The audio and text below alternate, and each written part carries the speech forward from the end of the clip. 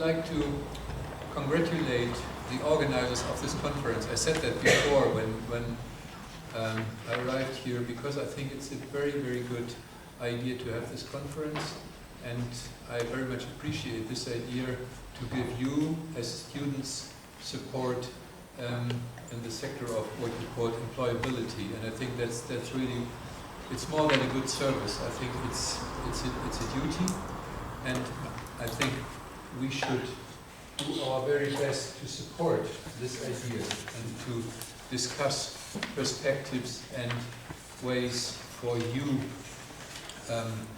to realize your European career.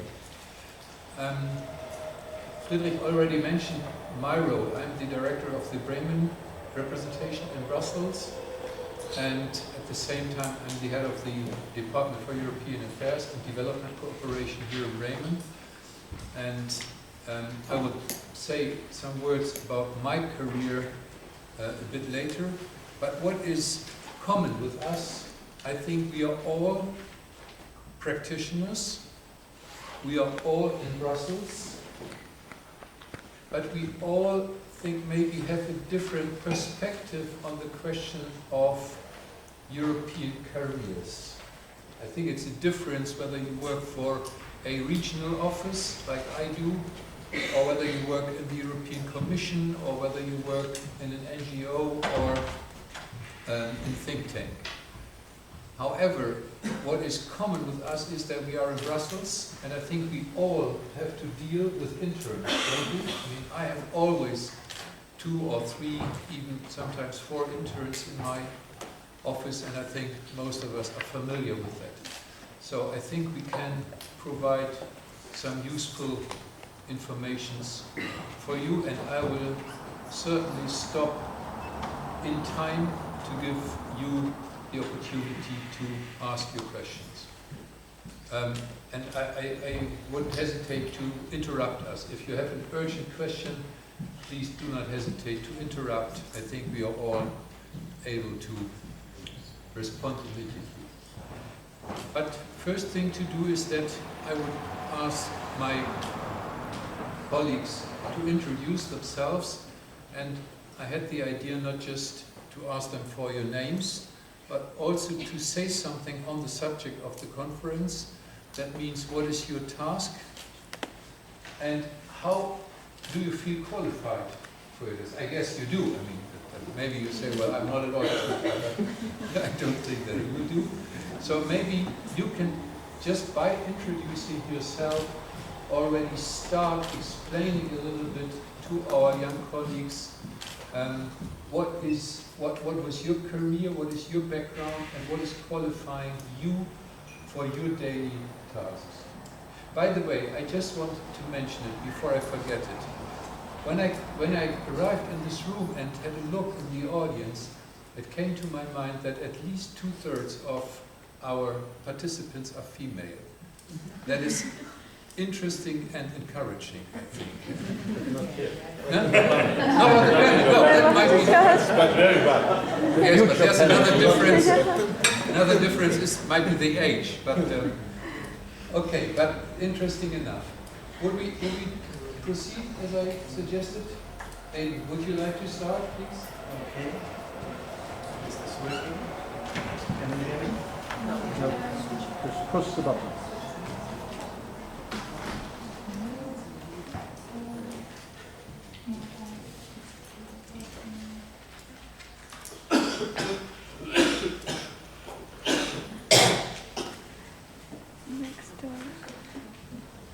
Hello? Is it me you're looking for? Hello everybody. My name is Aidan Stradling, and I'm from England.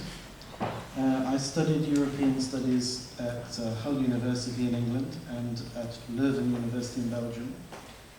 And I've been working now on European issues, well, all my career for more than 20 years. Currently, I'm a consultant. I run my own consultancy business based in England, which is focused on Central and Eastern Europe. And I'm also director of the newly established Anglo-Russian centre in northeast England. So that just shows you that even if you study about the EU, you can end up working in a rather wider understanding of European issues. I began working for the British civil service, working for the British government, in fact working for the Interior Ministry, but I wasn't focusing on interior things, I was looking very much at exterior things. And because I had a degree in European studies, my first boss decided that I would be perfect for going to Brussels and negotiating in the European Council working groups. Now, being a young civil servant, I didn't like to tell my new boss that I didn't actually know very much at all about the EU, because I'd studied European history and the politics of Eastern Europe. So it was with a bit of trepidation that I set off to Brussels for the first time.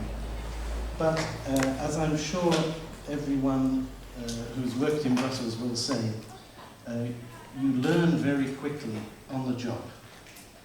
And it's very, very important to actually go there and be part of the experience of the process. It is really the only way to learn it properly. The studies that you do will give you a very good foundation, a very good basis. But in order to really understand how the European Parliament works, how the Commission works, how the Council working groups operate, you need to be there and experience it, or at least talk to people who experience it. So that was my first initiation into European Union affairs. I worked for some time at the Interior Ministry, doing things like drug trafficking and policing and horrible things like that. But then I transferred to the Culture Ministry, and all of a sudden I was again in Brussels in the Council working groups, looking at arts policy and the European Capital of Culture. Now, I must say that some of the organizations that I had to negotiate with had much longer knives in the culture field than they did in the drug trafficking field. But it was essentially using the same skills, negotiating in the same sort of way, but just having a different policy, different subject to negotiate with. So once you've learned those skills, they are very transferable. Then I moved on to regional government. I moved from London to... Is it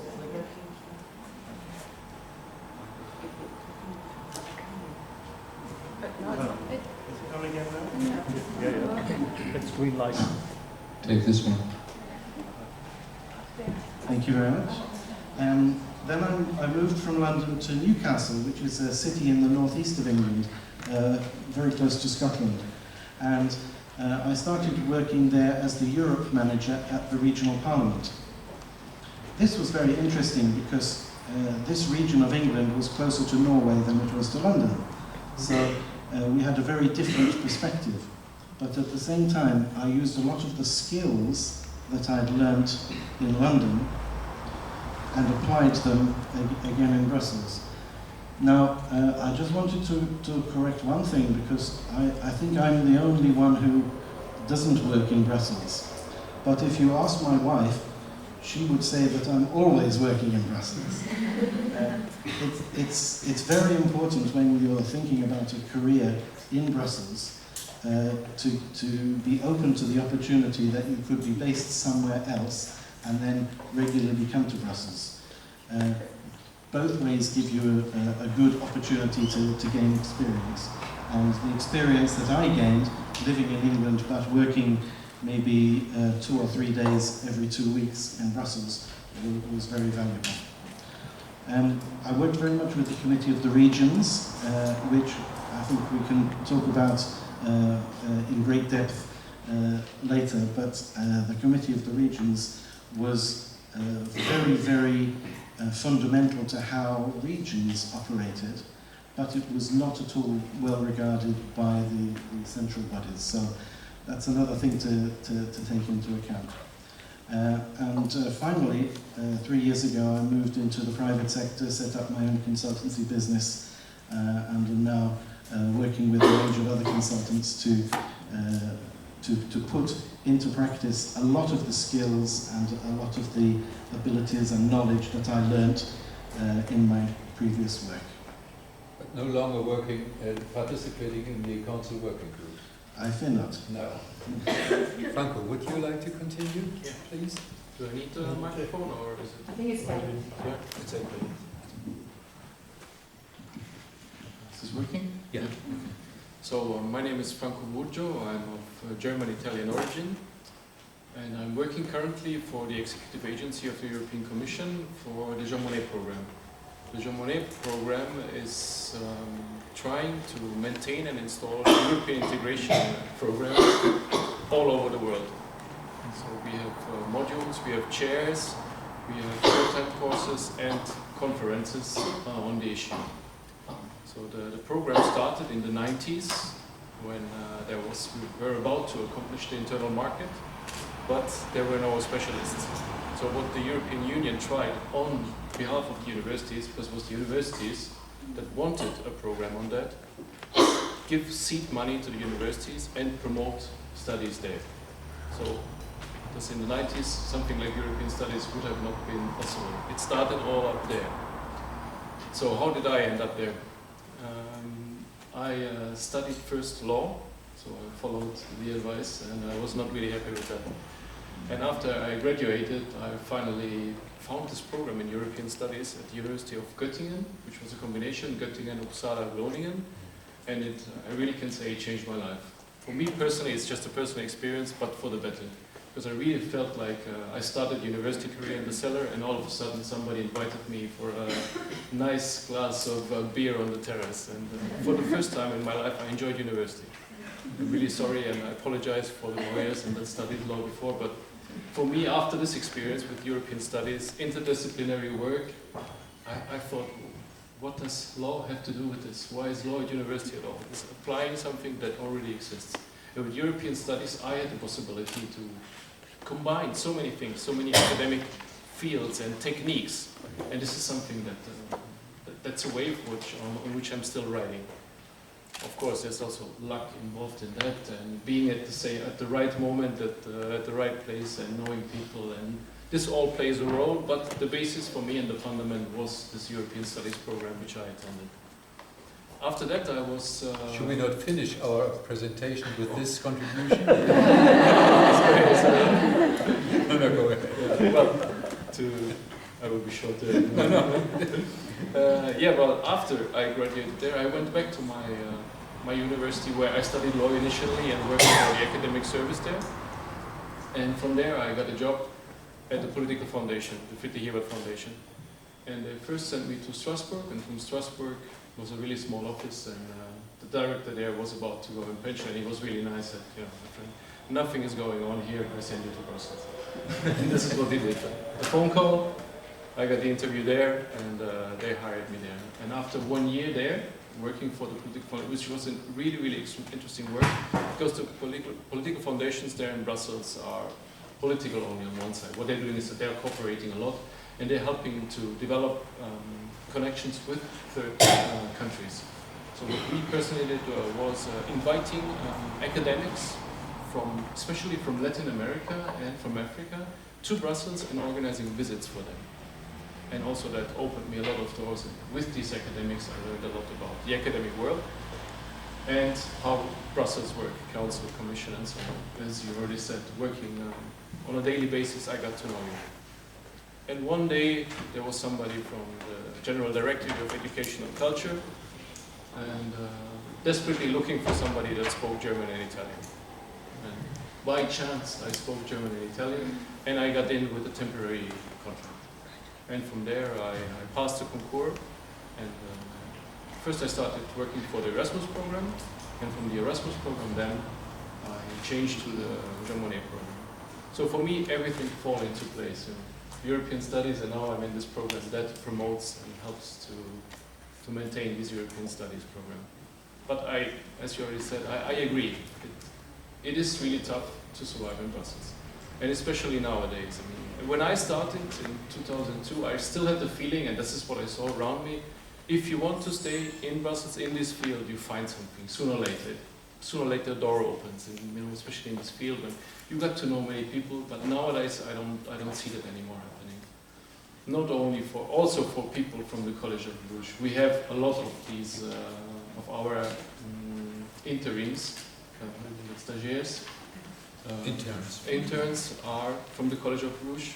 You're right on that. There is a positive discrimination. College of Bruges is like the home base, the home university. So people are often picked up there. Also, I'm also a member of the pre-selection committee for German stagiaires. And I was just recently complaining about that, because if you look at the assessment grid already, then if you are from the College of Bruges, if you already have an international background, you score the highest grade. If not, it's much more difficult. But even these people nowadays have difficulties to find jobs. The market is full, jobs are not expanding.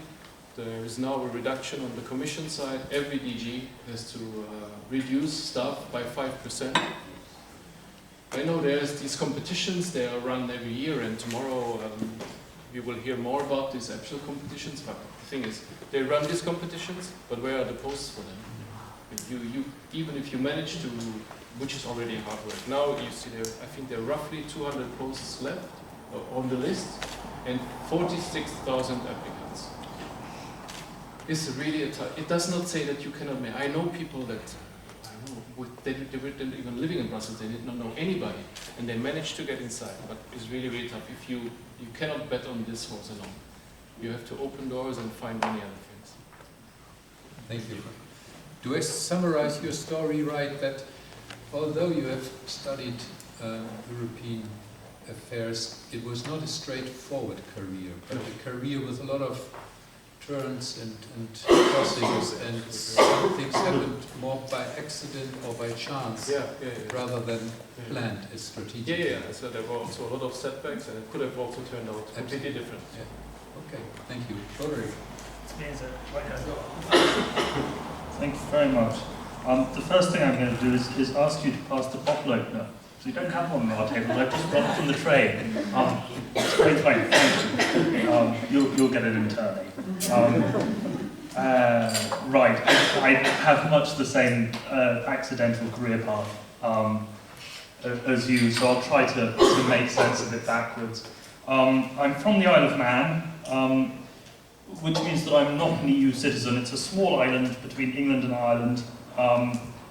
So European integration is really something that I could see happening out of my bedroom window when I looked at England and Ireland, but was rather alien to me, which perhaps affects the path that I've gone into, which is to work in a think tank, a German think tank that advises the Bundestag and the German government on all aspects of international affairs. But I'll go back to the beginning. So I'm on the Isle of Man, trying to work out ways of escaping this small island, which persuaded me to study languages, even though I'm very bad at languages and don't enjoy them, but I thought this was the best way to get off my small island. So I studied French and a bit of Italian and German and so on, and as soon as I finished my A-level exams, I took the first opportunity to go and study in Edinburgh, which at that time, I think along with Hull, was the only other British university offering European studies.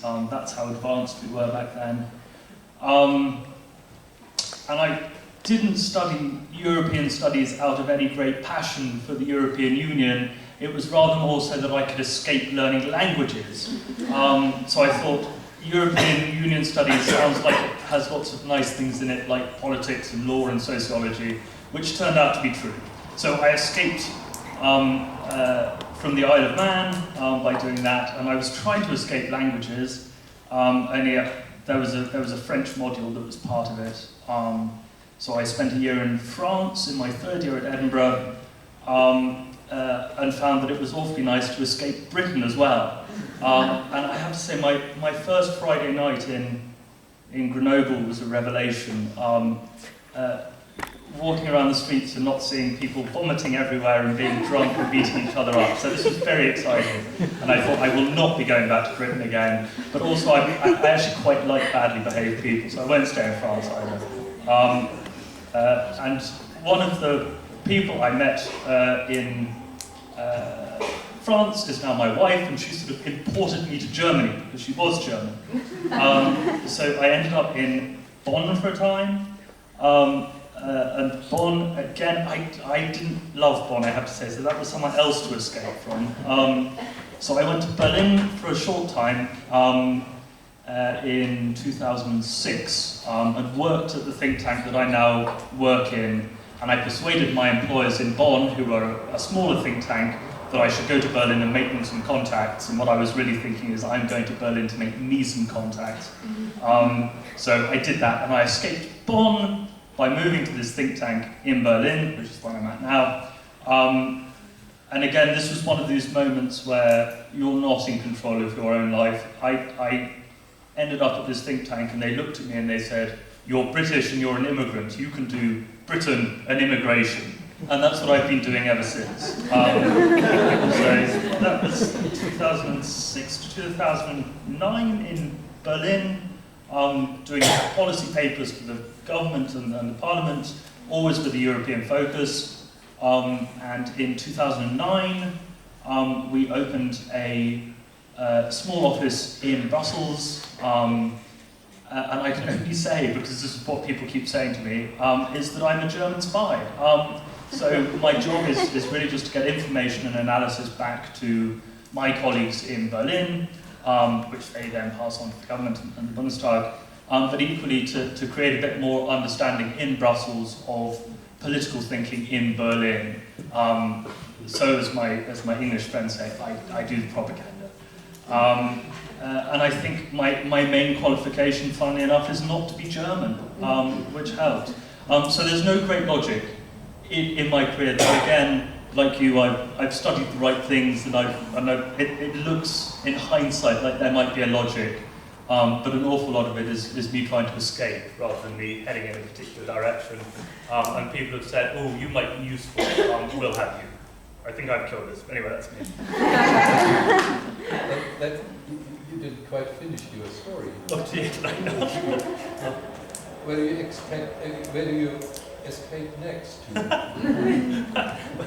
I'll let you know. I should tell my employers first before you. Thank you, Ulrich. Henri. Yes, thank you very much.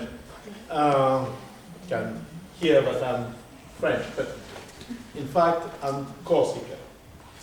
And I will say, like Professor Pauline, I'm Corsican, French, and European.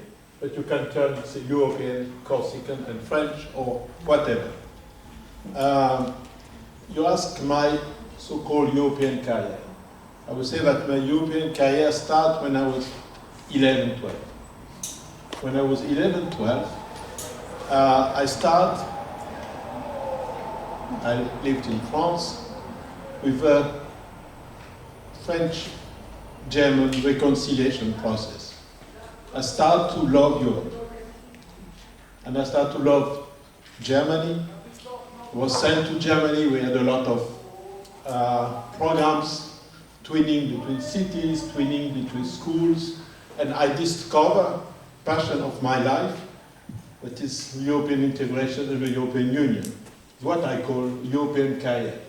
And I totally agree with Professor Lim. I think that, you know Jean Monnet, because we are here, this event is sponsored, funded by Jean Monnet. Jean Monnet said in his memory, but in life, it's very important for young people. You have to make a choice in your life. Or you want to promote your ideas, or you want to promote your career. And of course, Jean Monnet promotes his ideas, not his career. So my second European career was, okay, I was student in the School of Political Science, Sciences Politiques in Paris. But when I was, it's not important. What is important is that when I was 20, I passed the Berlin Wall. I want to discover the other part of Europe, and I'm pleased to see that some of the here people, Ukrainian people came from this over Europe at that time that the Western Europe ignored. So I visited Poland, married a Polish girl in Poland, and discovered other countries, East Germany. And I decided at that time that this division of Europe is something totally unfair. It will be what the fight of my life, passion of my life. Europe, fight of my life was the reunification of Europe. And then I started my professional life in Europe too, as Europe is my passion. And it was a long time ago. You can say I'm the oldest of this panel, I'm quite sure. So I was lucky, after a start, not very interesting, but I was lucky to start a delegation in Brussels from a French interest, French Chamber of Commerce. So I started this office. I ran this office in Brussels for quite a long time. And then I was lucky to be, thanks to my colleagues and the entrepreneurs, the company, the French Chamber of Commerce, they proposed me to be elected, to be nominated as member of one European institution, which I will tell you, friends, spoke on the Committee of Region. The institute where I am a member, not a functionary, but a member, is the European Economic and Social Committee, which is, in my view, the most important institution, because we don't have money, not the Commission, and not power, but we have the idea. The only institution where the members are people like you, employees, entrepreneurs, people from the civil society, and we try, not always success, but try to make the European Union more human and more successful. So this is my so-called career. And as I say, I think that if you work for Europe, it's because it's your passion. And our passion, and my passion, is to build a European identity. Just to say that in the same time, I'm giving lectures on my favorite topic is the role of the civil society in the European construction. I'm doing these lectures mainly in the University of Strasbourg, but I did that too in Wrocław in Poland and in Moscow in GIMO. It's the diplomatic academy. I wrote some books on this theme, Save the European Citizens, Reunify Europe, and I will make some comment there on this topic.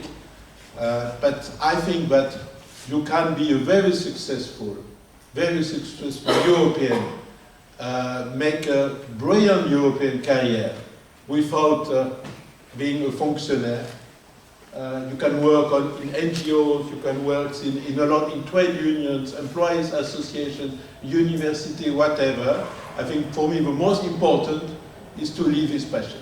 Thank you very much. Thank you, Arne. I'm most grateful that you mentioned that you are the oldest of our panel. Thank you very much. Most kind. I think I should add some words on my own career, then you have a complete picture here. I studied politics and history here in Bremen, and then the first part of my professional life was 10 years in the sector of adult education. I was at the end of this period director of the Volkshochschule, which is a public institution for adult education and training. And then I started in 1989, my second part of my professional career, some 100 meters from here, where you see the City Hall, das Rathaus, which is the central building of our regional government. And there I have been the first coordinator for European affairs of the Land of Bremen. And that was the start for my European career.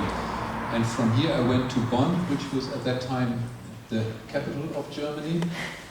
It was a bit earlier than you've been there, Ulrich. And there I've had the honor to